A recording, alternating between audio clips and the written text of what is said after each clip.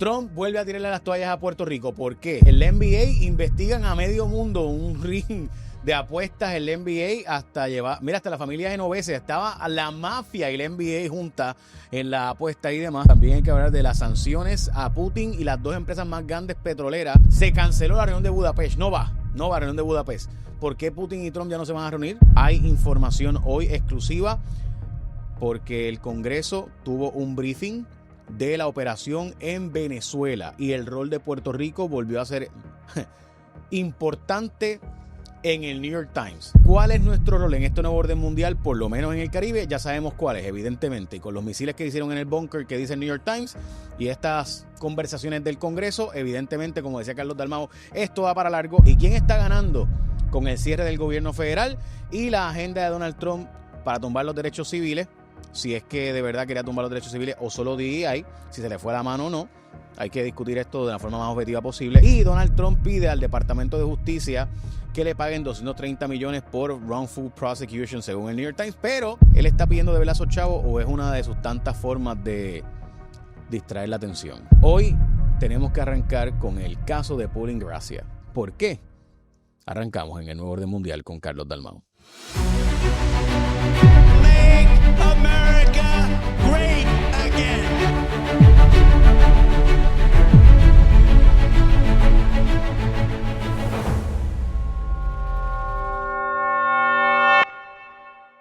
Carlos Dalmau, ¿cómo tú estás?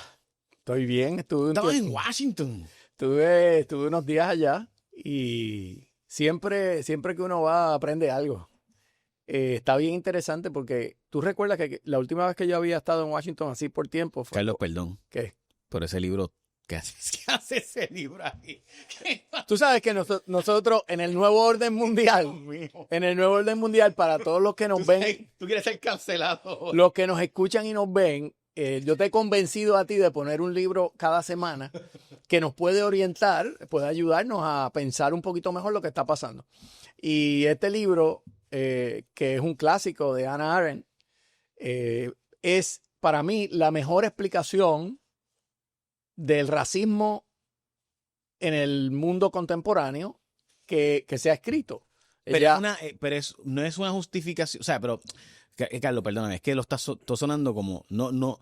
Hay que explicar cómo la mente de grupos MAGA funciona. Y este libro básicamente te explica de dónde salen esos pensamientos. Obviamente ya lo enfoca en la experiencia europea y de todos los movimientos, digamos, fascistas y nazistas que utilizaban el racismo, o sea, como el eje central de su definición del mundo. Porque si tú quieres entender a los nazis, tienes que entender la teoría que tienen los nazis del mundo judío y de los judíos.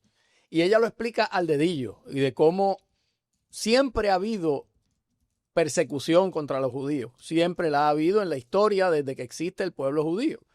Pero ella explica que la persecución de la antigüedad y de la Edad Media se basaba en el concepto de la herejía, de que estaban equivocados en su visión religiosa. Pero no es hasta el siglo XIX y luego en el siglo XX que ya es por la raza. Ok, Carlos, perdóname. Si yo te preguntara, ¿por qué razón hubo un holocausto nazi para matar, entre otras cosas, pues no fueron los únicos, a los judíos? ¿Tú tienes una explicación? Bueno, primero te doy la explicación que daba Hitler. La empieza a esbozar en su libro Mi lucha, Mein Kampf, pero Hitler no se inventó eso. Desde el siglo XIX comienzan unas teorías racistas en el mundo entero y cogen cierto prestigio con lo que se llamaba el darwinismo social de Herbert Spencer. Es la idea de que tú le aplicas lo mismo que era la evolución de Darwin en el mundo natural, pues lo mismo pasaba con las razas. Y entonces hay... Perdóname, Carlos. Yo odio hacer esto y yo sé que la audiencia ahora mismo me está matando, especialmente lo que son tus fans, que es la mayoría.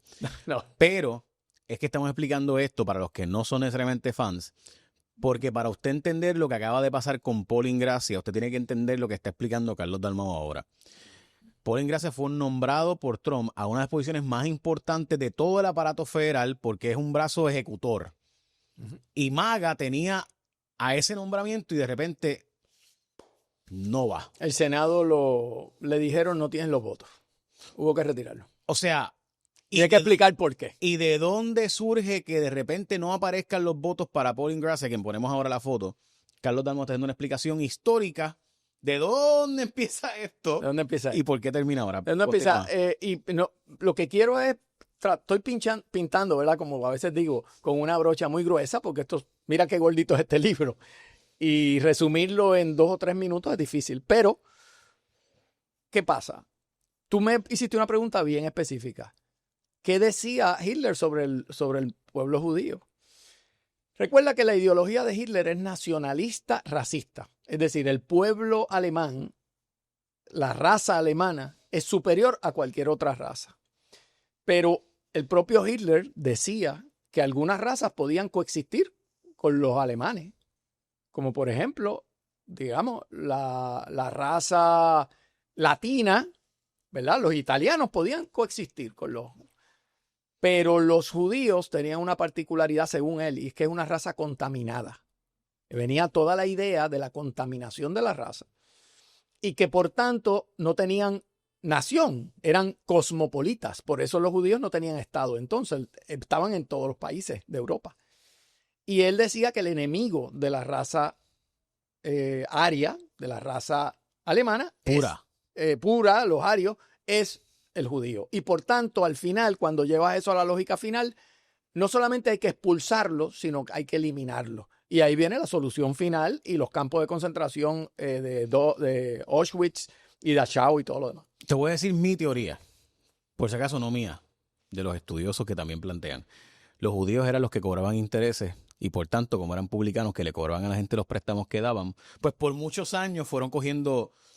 Eso es parte... Pero... Eso es parte, pero recuerda que Shakespeare tiene un personaje judío, The Merchant of Venice, el mercader de Venecia, Hey. que es un personaje feo y terrible, y es un judío que quiere cobrar, quiere usar la ley para cobrar, y dice, voy a cobrar en my pound of flesh. Pero con todo y eso, y con que se veía que los judíos se dedicaban al manejo de dinero, y luego pues fueron los grandes banqueros. Los banqueros. Los Rothschild, las grandes familias banqueras.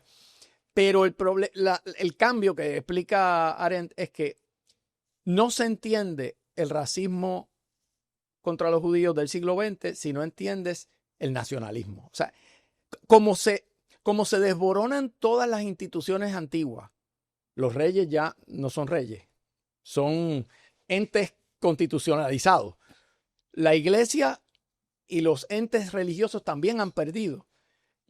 El que se convierte en el ente que sostiene la soberanía y el poder, ¿qué es? La nación. Y la nación necesita un enemigo. ¿Y cuál es el enemigo? En el mundo del nazismo, el judío. Y esa lógica se había superado después de la Segunda Guerra Mundial a tal punto que a nadie se le ocurría. Bueno, mucha gente no usaba el nombre Adolf, nada más. O sea, se había convertido en anatema total recurrir a argumentos racistas. No que no hubiera racismo, pero que alguien tuviera la babilla y el hígado de decir, yo soy nazi. O sea, eso estaba bien. Pero ha pasado algo que ahora hay personas en los Estados Unidos que de la forma más campechana del mundo ponen en sus medios sociales, me siento muy nazi, ¿verdad? Esa locura, ¿no? Y una de esas personas, y aquí aterrizamos, es el nominado por Donald Trump, Paul Ingrassia. Y me gustaría que tú dijeras quién es Paul Ingrassia y ahí podemos empezar a... Ese es Paul Ingrassia. Mira, de hecho, estudió en Cornell, no es contra los de Cornell, pero estudió en Cornell. Ok, esa competencia de los Ivy Leaguers. No, estudió en Cornell. Tú estudiaste en Harvard. Para la gente que no entiende, ¿verdad? Pues las Ivy Leagues siempre tienen esta competencia. Tengo buenos amigos de Cornell, pero él estudió en Cornell. Te puedo decir 2 o 3 nombres que estuvieron en Harvard. Sí. Así. Y sería difícil. Pero como yo no estoy en Harvard, pues no voy a entrar en esa pelea. Ok, por si acaso, este es un economista matemático que realmente es una persona importante porque Donald Trump lo nombró en la posición especial. La posición oficial se llama The Office of Special Counsel. Eso es una agencia separada. Mucha gente cree que eso es un brazo de la Casa Blanca. No, es una agencia que se creó que tiene el objetivo de perseguir o de prosecute entidades que o de alguna manera violen la ley o que se aplica el whistleblower. No, Carlos, vamos a decir lo que es. Ellos son los monitores de las agencias federales. Correcto. Para asegurarse de que las agencias federales no cometan ilegalidades. Claro. O sea, en otras palabras, este es el contralor, no es el contralor, ¿verdad? Pero este es como un fiscal. Este es el fiscal que fiscaliza a las agencias federales. Sí. Es un superfiscal. Pero ¿qué pasa? No es cualquier superfiscal, porque se convierte en este watchdog, ¿verdad? Y Trump lo nombra a él diciéndole, quiero que me veles las agencias para que actúen como yo quiero que actúen. De lo contrario, puede tener cargos, porque él no se dedica a enviar memos cariñosos.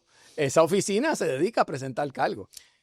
Y tú nombrar a Paul Ingracia, que tiene un historial de comentarios nazistas en sus redes sociales. ¿Por qué no hacemos un recuento para beneficio de los que no... de las transgresiones en social media de Paul Ingracia? Podríamos ir muy largo y tendría que buscarlos. No, pero yo te puedo decir, los más dramáticos, y que los conocía. Bueno, él dijo que de vez en cuando se sentía nazi. Y en varias ocasiones me siento nazi Sí. y todo. Otra cosa que dijo que a mí me pareció chocante es que él dice que Martin Luther King es como un... ¿cómo se llama Floyd? George Floyd, el que mataron. Diga que era como un George Floyd de los 60. O sea, estamos hablando de uno de los líderes más importantes del movimiento de derechos civiles. Fue tan importante Martin Luther King, y perdonen que haga esta digresión, pero parece que hay que recordárselo a la gente, que la famosa marcha de los derechos civiles en los Estados Unidos, donde Martin Luther King da su discurso I have a dream. Él dio varios discursos importantes, pero ese quizás es su más famoso. Tengo un sueño, de que el sueño americano no sea solo de los blancos. No era un discurso antiamericano. El discurso de Martin Luther King era que el sueño americano nos caiga a nosotros también. De inclusión. De inclusión y de igualdad de oportunidades. Y tengo este sueño. Es un discurso emocionante. Y entonces, ¿qué pasa? Él dice que Martin Luther King es como este individuo que pues tuvo como un Floyd que pues tuvo ahí una situación y lo mataron. Y dice que el día de verdad que se celebra Martin Luther King lo deben enviar al séptimo círculo del infierno. Lo cual a mí me parece irónico, porque me puse a buscar, no que yo me sepa esto de memoria, me puse a buscar, yo dije, ¿cuál de esos eran del infierno de Dante? ¿Cuál es el séptimo círculo? Puede ser La Divina Comedia de Dante, por si acaso. Y mi hijo me preguntó el otro día, mira qué pregunta, me dice, papá, ¿eso de los círculos del infierno sale en la Biblia? O sea, que es una buena pregunta. Ahí me hizo pregunta varias. Y yo le dije, no. Eso ¿Sabes no. que en la Biblia ni siquiera existe el infierno? No, por si acaso. Exacto. No. Por si acaso, eso es una concepción post-hebrea. Los hebreos judíos no creen en el infierno. No, porque el Sheol es donde van las almas, pero no es el infierno como lo entienden los medievales. Bueno, pero Dante hace este poema extraordinario y uno de los grandes poemas de la historia occidental que se llama la Divina Comedia. Y él tiene unos círculos del infierno donde van los pecadores, y en el séptimo círculo, me puse a buscarlo, purgan y sufren los que han cometido actos de violencia contra sí mismos, contra Dios y contra los demás. Y yo digo, pero si Martin Luther King toda la vida fue un amante de la paz, no, si él todo su movimiento era un movimiento de resistencia pacífica, entonces me lo quiere meter al séptimo círculo del infierno. O sea que yo digo, o hay ignorancia o hay total vileza de tratar de meter a Martin Luther King ahí. Pero bueno, y además ahí también los tiranos. Pues Martin Luther King nunca ocupó una posición de tiranía ni de nada. Pero bueno. Además dijo otras cosas. En un momento comentó específicamente, no se puede confiar ni en los chinos ni en los indios. Así, pero abierto. Con respecto a la candidatura de Vivek Ramaswamy, que como ustedes saben es indio. O sea, que esto es un individuo que está una pistola sin inscribir. Y la esposa del vicepresidente, que yo sigo pensando que esto, o sea, que ese nombramiento es una o sea, Donald Trump es capaz de hacer cosas que tú digas como que pushing the envelope. Sí, pero aquí es que, y aquí es que yo quiero darle un twist a este podcast que nosotros tenemos que se llama El Nuevo Orden Mundial. Y es que yo estoy seguro que ahora mismo hay 2 o 3 que nos ven que son cripto-nazis. O sea, porque los hay. Cuando se sueltan, ¿no? Cuando se atreven a hablar.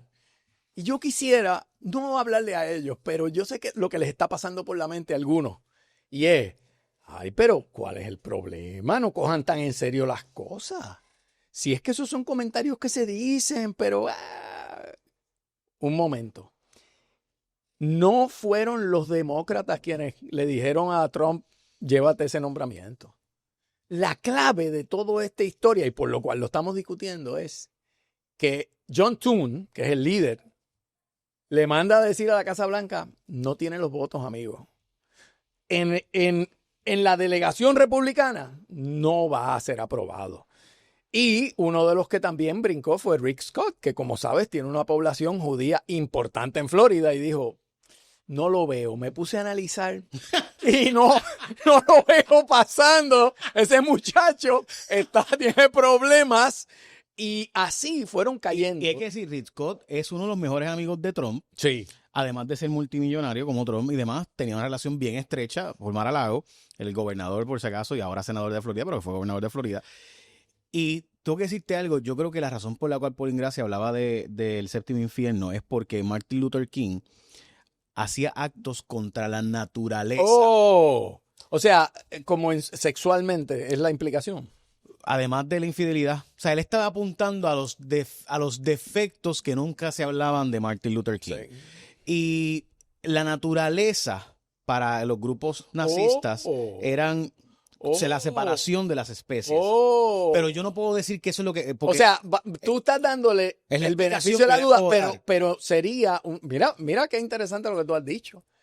A ver si lo entiendo bien. Él va al séptimo círculo porque en el séptimo círculo del infierno se condena a los que hacen violencia contra la naturaleza y pretender la igualdad de la raza es antinatural y por tanto debería ir al séptimo círculo. Y esa es una forma de él hacer esa expresión sin hacerla, ¿verdad? Esa es una forma de don't push the envelope enough.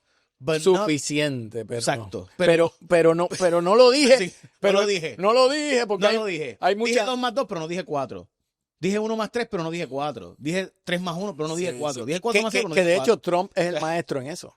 De acuerdo. Porque Trump a veces dice, no, mira, esta táctica, yo no debería decir esto.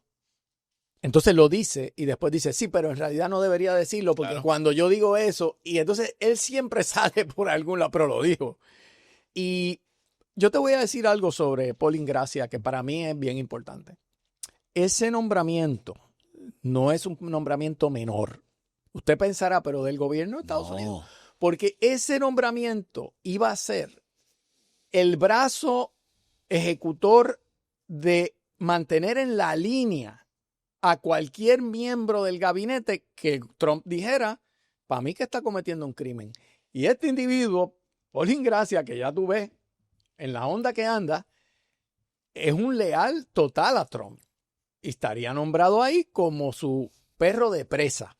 ¿Qué pasa? Para mí, todo eso, nada es sorprendente. Pero sí yo creo que hemos aprendido algo de este proceso. MAGA se ha comido a gran parte del Partido Demócrata, republicano, quiero decir, pero no a todo. Y este ha sido el único caso en que esos senadores le dijeron a Trump, hasta aquí llega la... O sea, la pregunta es, ¿hasta dónde llega la cuerda? Hasta aquí llega la cuerda. Si tú me vas a presentar gente nazi o con simpatías con los nazis o abiertamente racista que diga que Martin Luther King debe ir al séptimo círculo del infierno, no lo vamos a aprobar. Entonces, mi mensaje, el mensaje que yo tomo, ¿verdad? No es mi mensaje, el mensaje que yo tomo de ese evento es que el Partido Demócrata está muy consciente de que en unos meses va a tener en un año va a tener unos midterms y va a haber un pase de cuenta, ¿verdad? Un inventario de cuestiones. Y en lugares como Florida, que son seguros republicanos, tú no puedes alienar a los judíos. Ok, Carlos, varias cosas. AIPAC ha demostrado mucho poder recientemente por movimientos que ha hecho, pero, ¿verdad? El grupo de financiamiento político judío, el PAC. Pero además de eso, Carlos, dos cosas que tengo que añadirte para... Por si acaso, todo lo que acabas de decir es así. En 1 año y 2 semanas son los midterms. Es importante entender eso.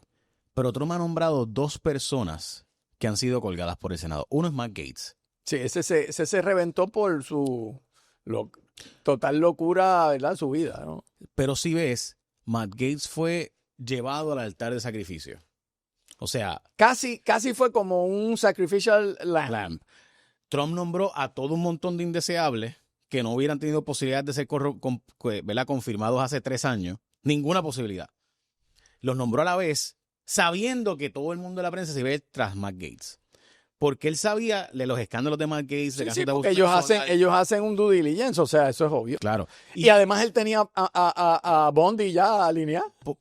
Pero también, Carlos, hay que decirlo, Matt Gaetz en una investigación que el Congreso sabía que iba a salir en cuestión de semanas. Así que él lo nombra sabiendo que cuando salía la investigación de ética del Congreso, lo que venía para encima para Matt Gaetz era que se iba a chupar toda la atención pública a Matt Gaetz. Sin embargo, este nombramiento no es Matt Gaetz.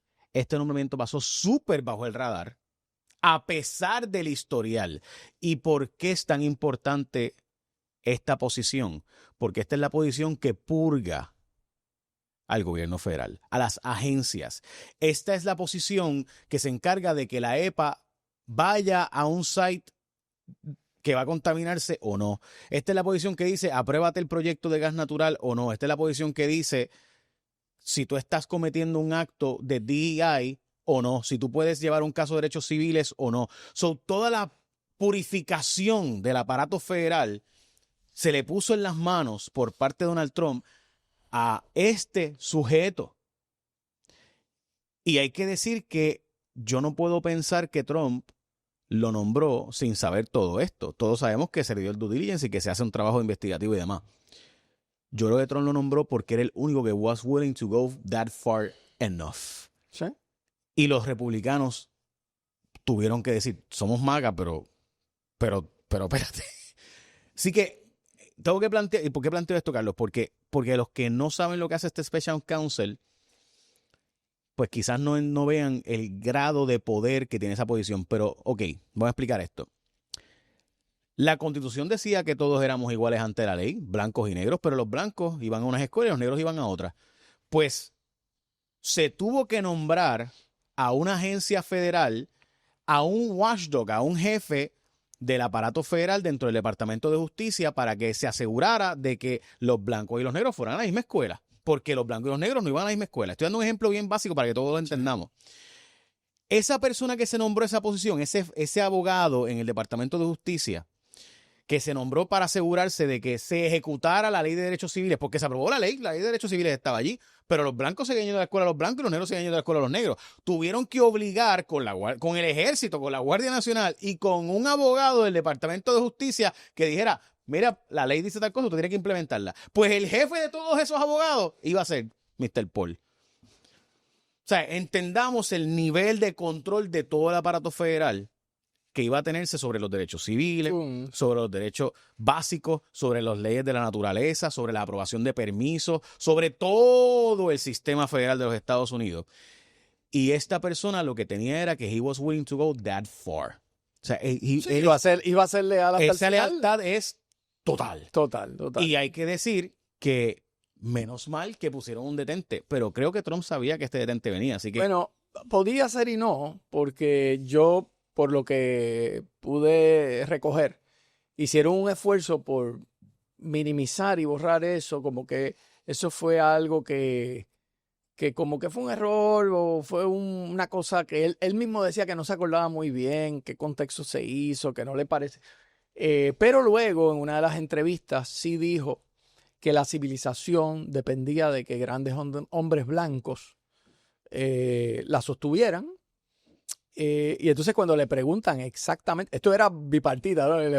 Un senador le preguntó, no recuerdo cuál, pero ¿a qué se refiere usted exactamente con que tiene que ser la gente blanca? Y dice, bueno, por ejemplo, Leonardo da Vinci. O sea, él se dio cuenta que él está como que loco por decir de verdad lo que él piensa, pero cuando lo confronta, entonces dice, no, me refiero a los genios, a Leonardo da Vinci, ok. Pero estaba todo el tiempo haciendo la referencia que es un grupo creciente y quiero atarlo, Jay, si me permites, otra vez a la referencia de Arendt, de Hannah Arendt, que es una de las pensadoras políticas más sofisticadas del siglo XX. Una mujer inteligente, educada, que sabes que se fue de Alemania, se mudó a los Estados Unidos precisamente por la persecución. Y es famosísima también porque fue alumna del filósofo Martin Heidegger y fue amante de Martin Heidegger. Sí, o sea, eso está documentado cuando era jovencita. Fue amante y también una alumna de Martin Heidegger. Pero nadie le quita lo aislado. Ella luego se dedicó a estudiar el fenómeno del racismo y el totalitarismo. Y ella explica esto. A mí me parece que a veces pensamos que el racismo es algo superado o que es algo que es quien utiliza esos argumentos es un ave de paso o es algo aberrante. Pero ella explica que el racismo contemporáneo del siglo XX está vinculado al nacionalismo. Hay que entender que el nacionalismo empieza con la Revolución Francesa. Antes no había nacionalismo, habían pueblos. Pero nadie pensaba que la nación era algo separado. Pero la Revolución Francesa tiene que poner la soberanía no en el rey, sino en algún sitio. ¿Y dónde la puso? En la nación francesa, ¿verdad? Los que lucharon en contra del rey, pues dijeron, pues tenemos que hablar de algo, pues esta nación, ¿verdad? Pero el nacionalismo francés era cívico. Era un nacionalismo cívico donde no se entendía que había algo metafísico de una nación sobre otra, sino que pues tenemos unas cualidades. El nacionalismo cultural es el nacionalismo francés, alemán, perdón, el alemán. Y eso hay que explicarlo porque por ahí es que vienen los nazis. Los pensadores, Herder, Fichte, son los que empiezan a decir, la nación alemana no tendrá la república esa que tienen los franceses, pero tenemos la cultura, tenemos el lenguaje, tenemos la superioridad filosófica. Pero eso es todavía cultural. Luego, ya avanzando el siglo XIX y a principios del siglo XX, tiran el puente a que es algo racial. No meramente la cultura y el lenguaje, sino la raza, mi sangre, mi cuerpo, mi DNA, ¿verdad? Y eso es lo que le dio base al exterminio, a la política de exterminio judío. Y lo más irónico de todo, Jay, y yo quiero tu opinión en esto porque a mí eso ¿verdad? Me parece que hay que pensar muy bien esto. Ahora mismo tú tienes un crecimiento en la derecha de antisemitismo, pero en la izquierda también, porque entonces tienes a la izquierda atacando a los judíos americanos por las cosas que hace Benjamín Netanyahu en la guerra de Gaza. O sea que también le adjudican a un pobre individuo que es culturalmente judío, pero es americano. Los ataques a los judíos en Estados Unidos han subido como el 300%, está documentado. Y es meramente porque tú tienes el apellido judío. Goldenberg. Exacto. Tienes el apellido judío y estudias en una universidad y el que está con Palestina te insulta porque meramente eres judío. O sea, eso es racismo puro, porque no se preocupa por entender. Déjame entender a Jay. No, por el mero hecho de tú ser puertorriqueño, yo voy a asumir un montón de cosas sobre ti. Eso es racismo. Eso es racismo y vuelvo y digo, eso ha crecido tanto en la izquierda más activista, como en la derecha, que están este individuo, pues obviamente hablando de los nazis, criticando a Martin Luther King, pues ha desplegado su racismo ahí. James Cohen es el nombre más común judío. Así que Cohen. Así que Kaufman, Goldberg. Y fíjate, lo irónico, Jay, es que yo, como tú sabes, yo he estudiado a Trump, he estudiado sus biografías. Trump no es racista. Él no, o sea, su más profundo ser no es racista. Su abogado de mayor confianza era Roy Cohn en Nueva York. Y él era, él se hizo judío, por si acaso. Judío. Él se hizo pana de Al Sharpton cuando estaba desarrollando. O sea, de hecho, cuando él montó su programa The Apprentice, él tenía una audiencia afroamericana enorme. Y a él le encanta. Lo que pasa es que él, como es tan oportunista, esa es la cosa, cuando tú eres amoral y eres oportunista, él ha visto que hay un público americano en este nacionalismo populista que eso los motiva, los moviliza. Y él usa unas tácticas y no le molesta. O sea, no es algo que le hiere, pero yo no creo. Yo estoy diciendo esto Trump a base de su historial. Te voy a decir yo un poco lo que estás diciendo para explicarlo, porque yo entiendo lo que estás diciendo, pero creo que no se va a entender del todo. Es como TikTok. ¿Por qué Trump, después de haber dicho que había que banir a TikTok por inteligencia y por el espionaje chino, después dice lo contrario? ¿Por qué dice, no, hay que salvar a TikTok? ¿Por qué? ¿De dónde sale eso? Bueno, él buscó un nicho electoral de jóvenes, mayormente varones, que le importaba el issue de TikTok porque trabajaban como influencers o lo que sea, y que sabía que iban a ayudarlo a conseguir votos. Claro. Él logró movilizar un elector que normalmente no votaba, porque esos electores mayormente ni votaban. Pues ese grupo de electores, él buscó, ¿dónde está este nicho? ¿Cómo yo logro? Y lo mismo con el UFC. Al ir a las peleas de UFC, si ustedes ven en UFC, hay un grupo de varones testosterónicos, ¿verdad? Jóvenes, y Donald Trump se encargó. Ese nicho, yo sé que va a votar por mí, que son gente que normalmente no votaría. Y Trump se encargó, por ejemplo, ¿por qué hablar de las propinas? Las propinas es un grupo bien pequeño, pero él sabía que eso sí sacaba a la gente a votar. Otro issue, la democracia, no saca a la gente a votar en masa, que fue el issue que estuvo Kamala Harris diciendo, hey, la democracia está en riesgo, la democracia está en riesgo. Pues eso sí suena, está chévere, es importantísimo, pero no saca a la gente a votar como si tú votas por mí. Tu sueldo, no vas a pagar impuestos en la propina. Tu TikTok va a seguir estando. Eso va a sacar ese elector, igual que el 10% del elector que le importa el tema, por ejemplo, el aborto, y dice, yo voy a votar no matter what, voy a salir a votar por el tema del aborto y ningún otro issue es más importante, porque yo soy religioso y ese issue me va a sacar a votar sí o sí. Lo mismo pasa, 10% no usa el aborto, realmente era para usar de las armas. Se sabe que hay un 8 o 9% de la gente que el tema de las armas lo va a hacer votar siempre republicano, no matter what, porque son gente que el tema de su acceso a las armas de fuego es el tema que los saca a votar. Y Trump se encargó de identificar todos esos grupos para sacarlos a votar. Y uno de esos grupos, esos Qs, salían con los mensajes como QAnon, Q just watch me. Ese tipo de mensajes, dándole el Q, porque se ve que esa gente de grupos raciales, de estas teorías de conspiración, iban a salir a votar por él. Y él se encargó de tocar esos botones. Súper astuto, pero a la misma vez bien peligroso porque levantas unos grupos que después tú no puedes controlar. Después están dentro del Capitolio, como tú dices, mira, váyanse muchachos, mala mía, era vacilando, se les vaya la mano, no maten a Mike Pence. Sí, o sea, que fue uno que dijo que Mike Pence era Judas. Sí, en gracia, o sea. Dijo, Mike Pence es Judas Iscariote y Brutus, el que mató a César. Y eso estaba en el noveno infierno de Dante, la Divina Comedia. Bueno, esa es la que hay. ¿Cuál es la estrategia del presidente del día en que arranca la NBA?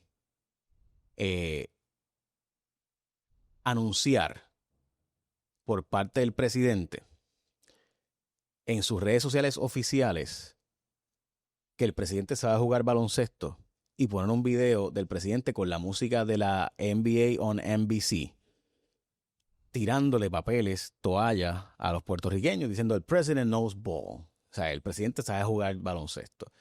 2 días después vienen estos arrestos federales. No sé si están conectados o no, pero el FBI acaba de arrestar a Chauncey Billups, que es un Hall of Famer. O sea, está hablando de un tipo del Hall of Fame de la historia del baloncesto. Estaban hasta jugando con cartas, con rayos X. O sea, era una mafia de apuestas. Jugadores como Rozier, que juega para los Miami Heat, que estuvo aquí en Puerto Rico, ya sea de paso, estuvieron aquí, o sea, apostando, denunciando, no, es que no me voy a enfermar. Y ese día, pues, o sea, apostaban, o sea, es la mafia. Entonces, ¿tú crees que está atado una cosa con la otra? ¿O estoy demasiado conspiranoico? A don Néstor Duprey. Saludos, Néstor, que de hecho hoy es Cátedra 580 aquí, Cátedra extendida en mi canal de YouTube, Jay Fonseca PR. Pero, mano, o sea, es que es impresionante cómo el presidente usa las páginas y cuentas oficiales para lanzar este papel. Y quizás es por eso. Lo hace porque sabe que lo vamos a discutir mientras 25 cosas mucho más importantes y relevantes no se van a discutir. Pero te escucho. Es un placer estar aquí, Jay. Y tuve la semana pasada, no pude asistir. Tú también creo que estuviste fuera un tiempo. Pero ya retomamos los temas. Y ese que tú traes, cuando yo vi que él en la Casa Blanca o la cuenta oficial de Casa Blanca utilizó la foto de la famosa foto del papel toalla de Trump, quizás en el momento más duro que ha pasado Puerto Rico en la historia reciente, donde hubo una destrucción total, pues él entendió que en un sitio que lo recibieron en Guaynabo, lo propio era tirar papel toalla como si estuviera en una cancha de baloncesto y está tirando camisas o bolas. ¿Qué pienso yo? Yo pienso que Trump, ¿qué pienso yo? Trump y su equipo todavía entienden que el voto latino es un voto péndulo. Que todavía ese voto, a diferencia del voto afroamericano, que es mucho más demócrata, tradicionalmente el voto latino está más en juego. Y eso, algunos puertorriqueños, amigos míos, me dicen, yo no lo entiendo, ¿cómo es posible que puertorriqueños, latinos voten por Trump?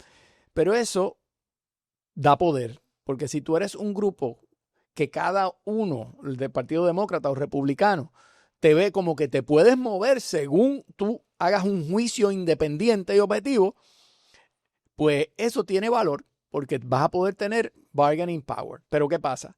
Esa foto él sabe que le hizo daño con ciertos grupos porque como se interpretó, no era muy difícil llegar a la conclusión que era humillante, que era una manera de humillar a un pueblo que estaba sufriendo. Y él quiere cambiarle la narrativa a la foto y decir, no, eso era, mira, es que yo estoy bueno y estaba la dinámica y todo el mundo me quiere y tiré eso. Él es muy bueno en eso. Fíjate que en lo que pasó en enero 6, la toma del Congreso, lo que fue aquellos actos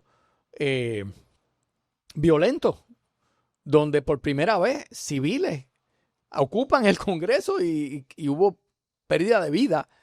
Él ha seguido insistiendo hasta que los ha convertido en héroes. Los perdonó a todos. Y esas imágenes ahora son héroes. Héroes que defendieron la democracia. Y él sigue insistiendo. Y esa foto él la va a seguir usando con ese propósito. Es como yo lo interpreto. Yo creo que le funciona, parte de tu discusión hoy en el nuevo orden mundial, ha sido el concepto racial como parte de unos cues que sacan a votar electores. Uh-huh. Esto no lo afecta con el voto de los puertorriqueños que pudieran votar por él, pero sí moviliza a grupos blancos que lo ven como que él es el aliado de ellos, porque esa es su perspectiva de la vida. Y esas personas, eso es uno de esos Q, como llaman, ¿verdad? Los famosos QAnon, ¿verdad? El 8chan, QAnon, estas teorías de conspiración. Esos grupos ven, mira, ves, para que veas que es de los de nosotros, para que veas. ¿Ves que es de los nuestros? Y esos grupos, yo sé que usted que me está viendo y escuchando, en su vida ha entrado a QAnon, en su vida usted ha entrado a 8chan, en su vida usted ha entrado a 4chan. Estos son grupos, ¿verdad? Bien de la far derecha, o izquierda, porque los hay también de esos grupos.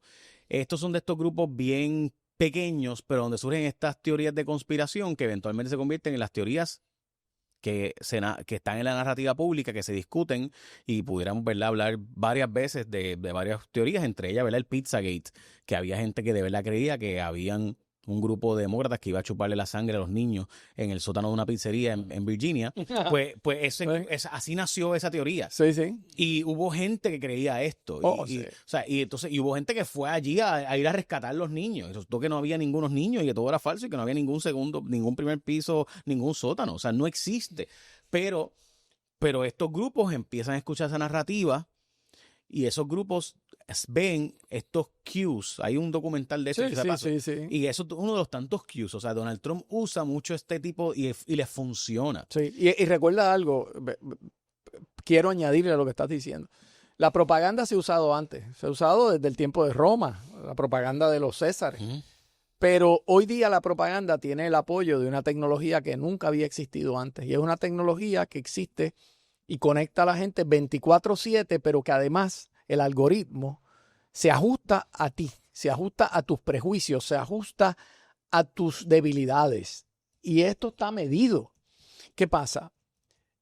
Este tipo de cues, como tú le llamas, o mensajes, pueden ser crípticos, pueden ser más expresos, se nutren de una cosa que es un prejuicio cognitivo, y es que cuando una persona oye repetir algo, le da más credibilidad. O sea, tú dices, oye, dijeron que viene un terremoto, y fíjate que oí a alguien hablar de que viene un terremoto, y el New York Times publica que viene un terremoto. Entonces, si tú lo ves y lo ves y lo ves, empiezas a preocuparte por los terremotos y a decir, mira que viene un terremoto. Si tú no oyes eso, pues en tu mente eso es algo lejano.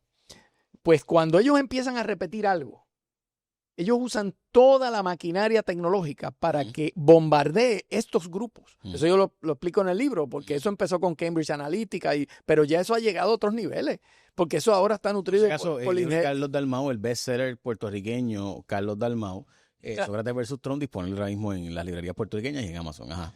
Bueno, gracias. Y by the way, estoy bien adelantado con la traducción. Va a estar en inglés. Me han convencido un grupo de amigos buenísimo, sí, Estados Unidos, y la idea es sacarlo a principios del 2026, que es el año que viene, porque lo que yo me he dado cuenta es que todavía tú lo puedes leer y Carlos, y aplica. Te voy a decir la verdad, este libro hubiera sido un ícono de la cultura política de los Estados Unidos, especialmente después de que Trump volvió a ganar. Si no fuera porque en español y lo publicó Carlos Dalmau, sí. Si lo llega a haber publicado David Brooks.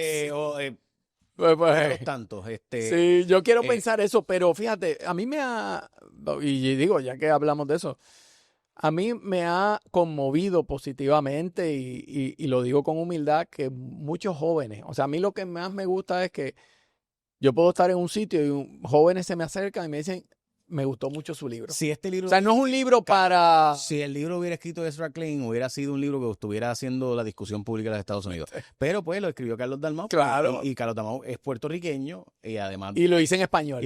Y yo lo quería hacer en español porque... hay que decir la verdad, es que cuando tú tienes una máquina... Es como... Yo puedo cantar mejor que Bad Bunny, pero no tengo la indumentaria y maquinaria que tiene Bad Bunny para poder convertirlo en un hit global. Claro. Porque ¿de verdad usted piensa que Bad Bunny canta mejor que Marc Anthony salsa? Pues claro que no. Pero ¿qué salsa fue la número 1 del mundo? Pues la de Bad Bunny, pues porque ahí hay todo un... Ya cogí una fuerza... O sea, pues por eso, o sea, alguien piensa que la canción de Plena que él toca es mejor que las canciones de Pleneal o de, ¿me entiendes? Los grupos de Plena histórico de Puerto Rico, que por si acaso, ¿verdad? Los muchachos de los Pleneos de la Cresta son excelentes. Pero... Sí, pero tú lo que dices es, ¿son mejores que el Gran Combo? Es la pregunta que tú te haces. Pues, pero, okay. Pero nada, mi punto es que eso es parte de, y te digo la verdad, mi libro, Banquete Total, cuando la corrupción dejó de ser ilegal, pues fue el libro más vendido en el 2014. Sí. Y qué brutal. Pero por mucho. Y gracias a Dios por mucho. Es más, yo creo que ha sido el bestseller mayor desde ese momento hasta hoy, porque los libreros me lo dicen. El libro... Eso se vendió... Sí, lo que pasó fue que mi libro se vendió mucho porque tuve suerte por dos cosas. Número uno, y gracias a Dios, número uno, porque sale para Navidad. Eso, y fue un regalo de mucha gente. No fue organizado. O sea, esto fue pura casualidad. Uno. Dos, también salió después del de Niño Lorenzo. Y creó un hype, el del Niño Lorenzo, en el libro del detective y el libro de Lorenzo se vendió más que el mío, por si acaso. Ay. Pero el mío se vendió justo después. Había creado todo este hype y hubo mucha gente que fue a buscarlo. Y además, No, pero vamos a dejarlo, ¿verdad? De chiquillada. Yo estoy en los medios todos los días. Sí. Sí, pero Jay, la fortuna, ¿verdad? Maquiavelo lo decía, tienes que tener virtud y tienes que tener fortuna, el político. Pero aplica a la vida. Yo lo digo con mucha, ¿verdad? Para poner las cartas sobre la mesa. Yo había pensado que sacar ese libro en verano, eso lo iban a leer 20 amigos míos. No, hombre, no. Pero oye lo que pasó. Además de que ¿verdad? Lo usamos los medios y eso, pero lo que cambió el juego fue que el día que sale es el día del debate que Biden se revienta y a las par de semanas viene el atentado contra Trump. Y ese libro, y lo digo, vuelvo y te digo, si no es por eso no ocurre. Ese libro llegó a estar tercero en Amazon, en bestseller, new bestsellers, y no hay manera que un libro en español esté así, solamente es que estaban comprándolo los puertorriqueños 100, 200 libros al día. O sea, era... Y hay otra cosa adicional que yo creo que es importante puntualizar, es que es un buen libro. Así es un buen libro porque también te plantea mucha filosofía. O sea, no demoniza a Trump, es como yo entiendo esa no era la idea. pensamiento de Trump. Y dicho eso, hay un grupo de personas en Estados Unidos, volviendo aquí a QAnon, hay un grupo de personas en Estados Unidos que cree que Donald Trump está luchando una lucha imaginaria, no imaginaria, para mí es imaginaria, ¿verdad? Pero para ellos no. Contra Satán. Y hay unas fuerzas demoníacas y un orden mundial y un deep state, un estado oscuro.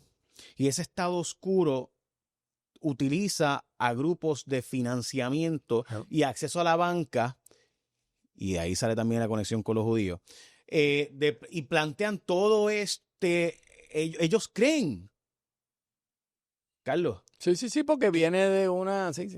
Yo sé lo que tú estás diciendo. O sea, y ellos creen que que esta mega teoría de conspiración. Sí. Porque las teorías de conspiración funcionan porque son entretenidas, tremendamente. Pero Carlos, ellos creen que Trump es su gladiador y que está luchando de forma covert, una lucha cabal secreta. Sí. Y que de vez en cuando él da cues. Y uno de los cues que le dio fue aquel famoso "You just watch me". Él decía, él dijo, "You just watch me", pero sonó a "You just watch me". Sí. Y esos grupos, ¿vieron?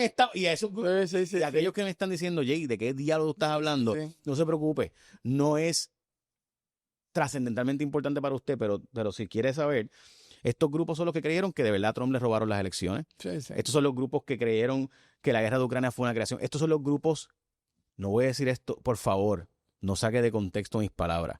Son los grupos que empezaron a decir que la vacuna del COVID era una vacuna para meternos el 5G y asegurarse con eso de demonizar la vacuna del COVID y convertirla entonces en una fórmula de control de las masas.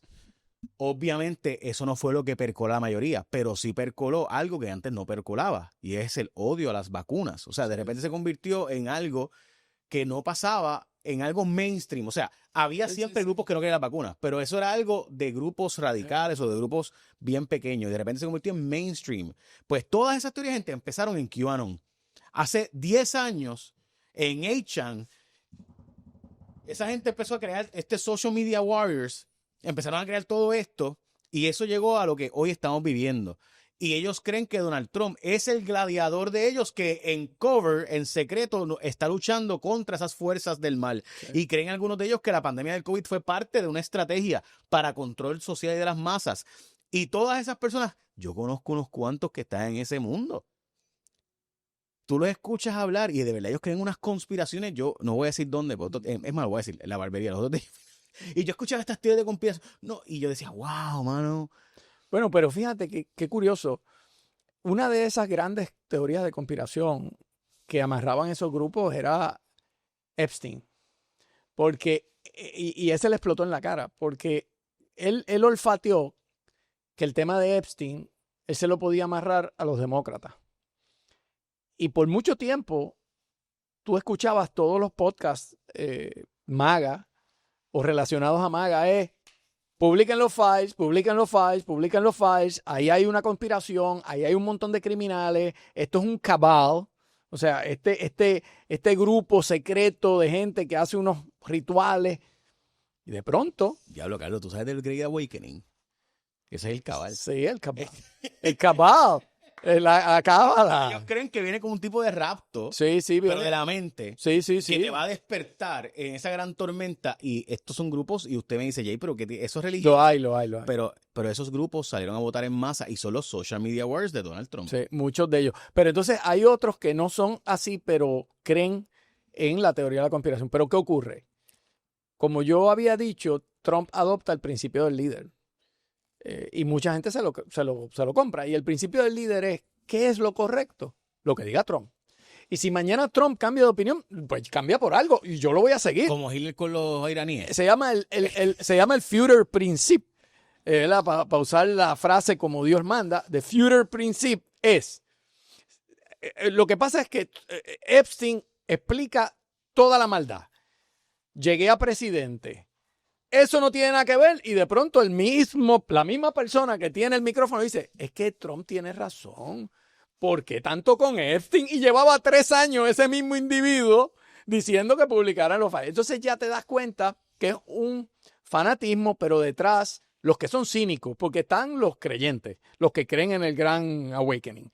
Pero los cínicos lo que creen es otra cosa. Es la mentalidad de Lenin y de Stalin. Que esto es una lucha y es una lucha sucia. Y del lado de allá juegan sucio y yo voy a jugar sucio. Y mi campeón es Trump. Pero no es porque estamos luchando por los grandes principios de la democracia y la libertad. No. Es porque me conviene. Me conviene económicamente, porque me corta los taxes, porque representa lo que yo quiero. Y de dicho sea de paso, para que nadie se confunda con todo lo que ha hecho Trump, el mercado Wall Street sigue para arriba.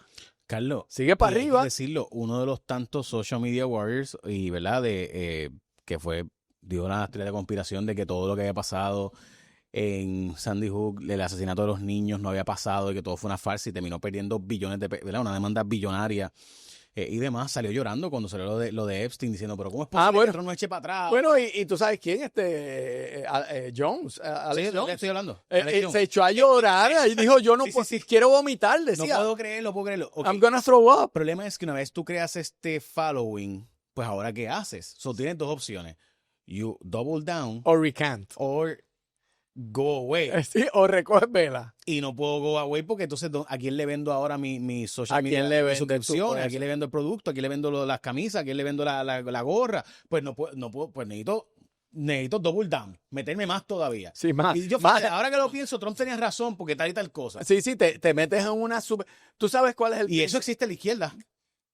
Hay grupos así también en la izquierda. Lo que pasa es que son más grupos, lo que llaman antifa, ¿verdad? Que nada, es que no voy a entrar por ahí porque es que mi punto es... Antifascistas son los... O sea, mi punto es que hay grupos en todos lados que se convierten en radicales fanáticos. Hay todo. Sí. El problema es, Carlos, explico esto. Pasó con la Junta de Control Fiscal aquí. La izquierda fue y llevó un mensaje. ¡Ah! La Junta, mucho gasta esa Junta. Y de repente Trump dijo, ¿es verdad? ¡Ay! Fíjate, no eran tan malos nada. Porque es que de nuevo, cuando lo ideológico se come lo práctico, surgen este tipo de... Bueno, y también hay expresiones performativas, o sea, que se hacen por el valor del show, ¿verdad? Sí. Oye, sí. Por ejemplo, te voy a enseñar la típica expresión performativa en Estados Unidos. Existía hasta hace poco, y es que iban un grupo de personas que creen en la admisión de Puerto Rico como Estado, iban frente a Casa Blanca y hacían un grupo de 30... A crear la crisis. A crear la crisis, iban con 3 pancartas y 20 personas y aquí estamos. Como que desde que Trump movilizó la Guardia Nacional no los he visto, porque el performance funciona cuando es puro show, pero cuando es en serio y hay skin in the game, la gente empieza a decir, bueno, es que ese performance no sé si... Cuando de repente crear la crisis puede conllevar que me lleven preso. No, ahí no. Ya, espérate. No. No, esto es show, señores. Y tú sabes lo que yo te he dicho, lo he dicho con mucho respeto, pero es la pura realidad y nadie me lo ha podido rebatir. Ningún lugar del planeta per cápita es mejor que nosotros en show. Ninguno. Ninguno. Mira lo que nos... La campaña de turismo yo te la he dicho. O sea, tú pasa por el aeropuerto. Son nuestros performers. Yeah. Nuestros artistas. La gente que hace shows. Bad Bunny es el artista de mayor crecimiento en la historia del mundo. Estoy exagerando, por supuesto, pero que va a salir en Super Bowl en Puerto Rico, un artista con ese impacto global no había existido hasta Bad Bunny. ¿Pero qué es Bad Bunny? Bad Bunny no es el premio Nobel de Medicina. Bad Bunny no es un maestro. Bad Bunny es un entertainer. Eso es lo que es Bad Bunny. Él es un hombre que se dedica a entretener y a dar música. Pero es que eso fue lo que hizo Donald Trump también toda su vida. Él era un tipo que utilizaba sus accesos económicos para convertirse en un gran entertainer, un gran... Claro. Que era excelente. Por Digo, caso. era entertainer, pero él tenía una cosa y no... ¿verdad? Él era un hombre de negocio de real estate de Nueva York, que es el lugar más difícil de triunfar en el real estate al nivel que él lo logró. Pero él combinaba las dos cosas. Pero eso voy. Él realmente su verdadera fortuna la hace con el apellido Trump. Sí, el brand. El brand que él convirtió en una máquina de hacer dinero con ponerle el sello a edificios o el sello a marcas o a camisas o a productos que dieran Trump.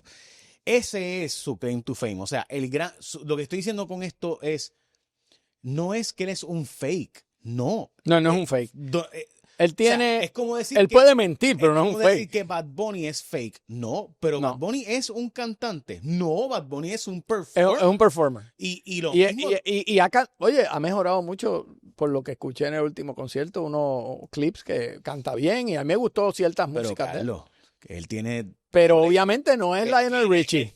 Él tiene 2 y 3 voces, pero él, de nuevo, lo que lo hace... Imagínate si yo estoy viejo, que yo le digo a mi esposa, mi esposa se fue con mi hijo a ver a Bad Bunny, pero yo no tenía que verlo. Ah.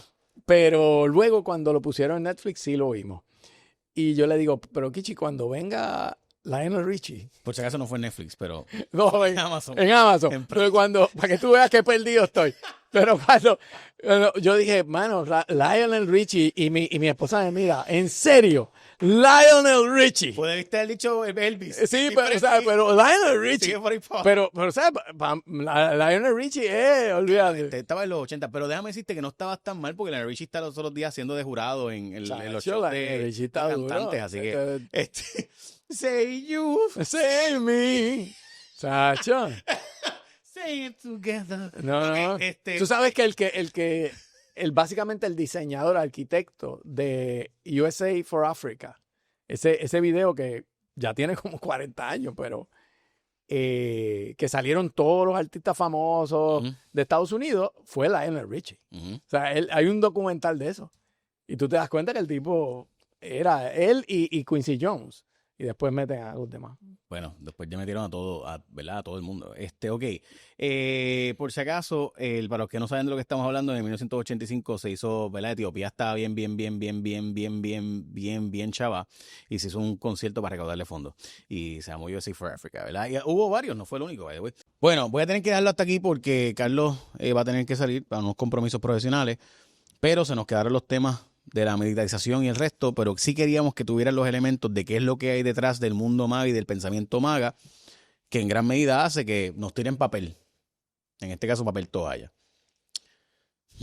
Es más complicado, tenemos mucho más que decir, pero esto es un nuevo orden mundial. Recuerda suscribirte a mi canal de YouTube, Jay Fonseca PR. By the way, 60 de cada 100 que ven este programa no se suscriben. Nos ayudas un montón cuando te suscribes y le pones la campanita. Así que suscríbete a mi canal de YouTube, Jay Fonseca PR.